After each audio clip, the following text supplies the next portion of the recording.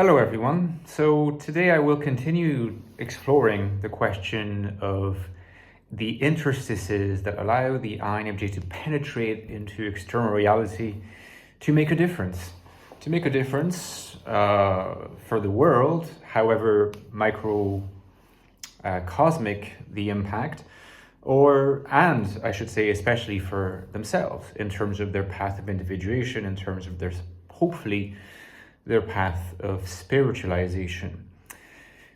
Now, just to reiterate stuff I've said in recent videos.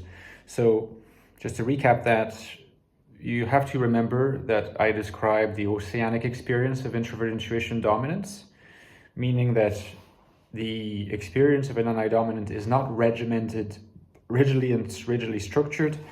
It tends to be wavy, it tends to be floating, it tends to not have very highs and very lows, but be more like this.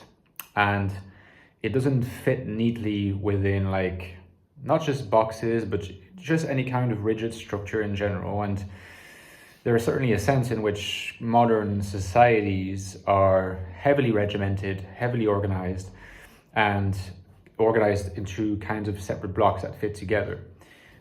Where there's a discrimination as to what's inside, what's outside, and so forth. And that is not corresponding to the particular ontology of the NI experience. So I think the metaphor between oceanic and regimented is a good one.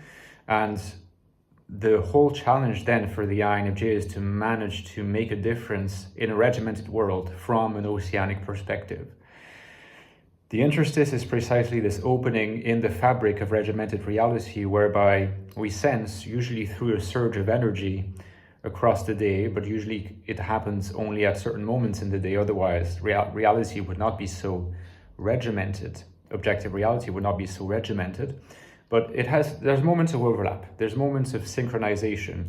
It's almost like there's these open, like these holes or these openings in the fabric of regimented reality create vibrations that you can tune yourself to or tune yourself with to contribute to a higher sense of attunement between the NI world and external reality. And so the challenge becomes almost entirely, well, how do I manage to do more of this? How do I manage to turn it into a kind of life practice that is essentially translated into habit?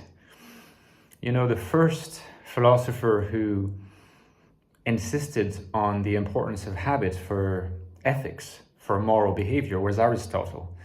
And I think he's right. A lot of good moral behavior, a lot of good behavior, a lot of good action is regulated through turning these particular modes of relating to the world, these particular patterns of decision making into habits, so that we're not constantly trying to compute when and where we should do certain things. They just become habitual for us.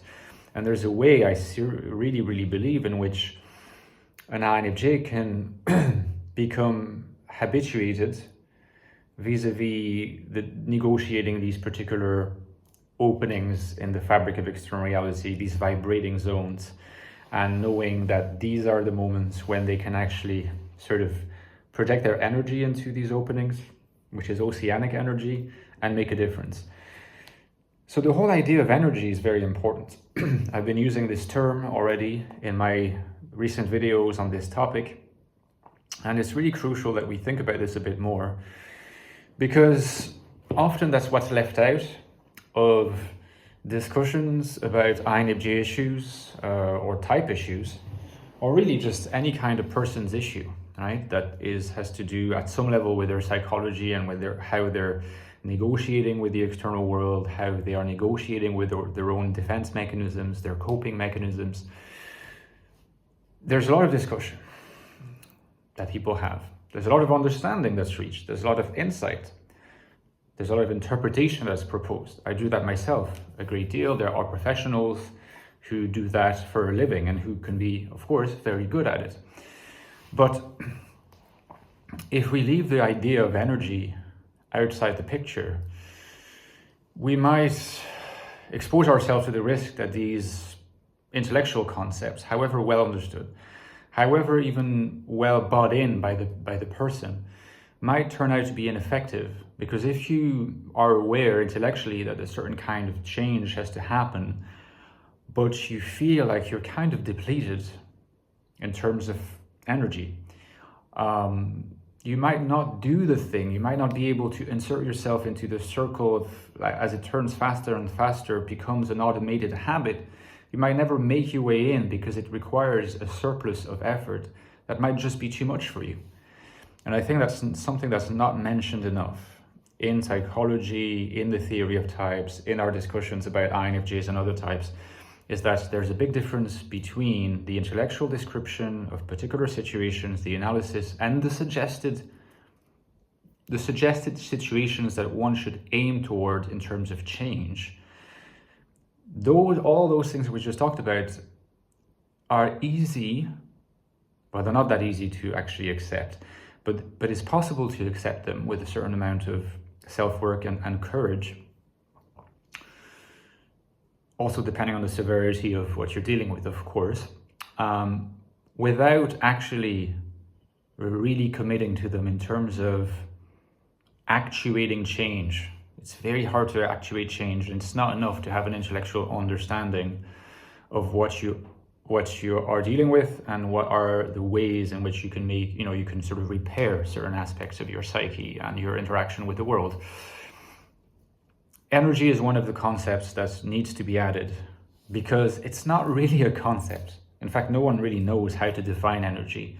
What's great about this idea of energy is that the only way to really understand what it means is through concrete examples.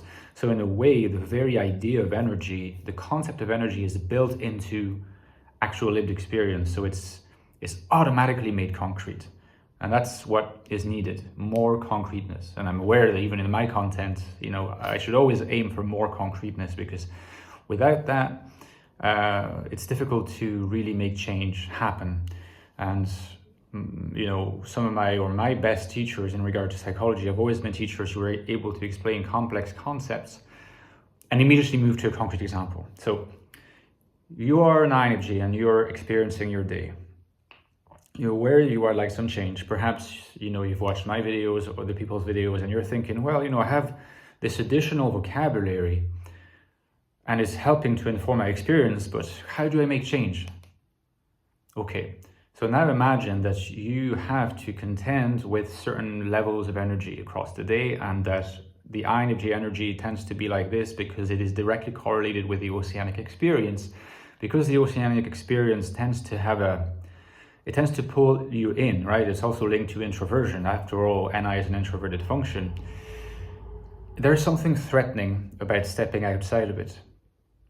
There's something liberating about the idea that you do not need to step outside of it, that you can sort of access those particular gaps in the fabric of reality where the oceanic and the regimented intersect. Being able to have the bodily awareness to notice when you're actuated by a kind of energy, a vibration that causes, a surge in energy, is crucial, because if you like, the more you are able to do this, the more you will develop a habit of doing it, and the more your dopamine will love this. Because at the end of the day, there's also the brain chemistry getting involved in there, and we know that our energy levels are very impacted by this notion of expected reward and the feeling and the actualization of working toward a goal. And being able to work toward a goal concretely by seizing these opportunities to make impact in the real world, in fact, will inevitably have an impact also on your dopamine levels, which will reinforce the energy levels, and you will create more opportunities to make differences in the real world. This has to continue in a later video, guys, but hopefully you enjoyed the video. Give me a like if you did, helps with referencing. You know that I've written 2 books on the INFJ, The Ecstatic Soul, which is my first book on the INFJ, a new look at the INFJ personality. Get it if you would like the most in-depth investigation into the mind of the INFJ that you will find online. An INFJ consciousness, what is it like to be an INFJ? This is the book to get. And the sequel came out recently, The Infinite Soul, INFJ Life in the Modern World, being an INFJ in the world today, facing the hostility or the perceived hostility of the world, a common INFJ experience. Well, This is a true thing, this is a real thing, but this book explores how an authentically INFJ experience actually is the key to finding happiness, purpose and value and significant goodness as an INFJ. So this is the book to get. The books go well together. This book introduces some of the concepts. This book explores them further and brings more concreteness to it. The two books are available at the links below, guys. And don't forget, my channel depends very much on your kind donations. Please consider becoming a Patreon supporter. The link is below. You can support me from a small amount every month. You get access to bonus content every 2 weeks. You get access to the community. You get privileged access to me, to make suggestions, recommendations. It's great. We're getting bigger little by little, but I still need your support. Please consider supporting me. See you next time, guys. Bye-bye.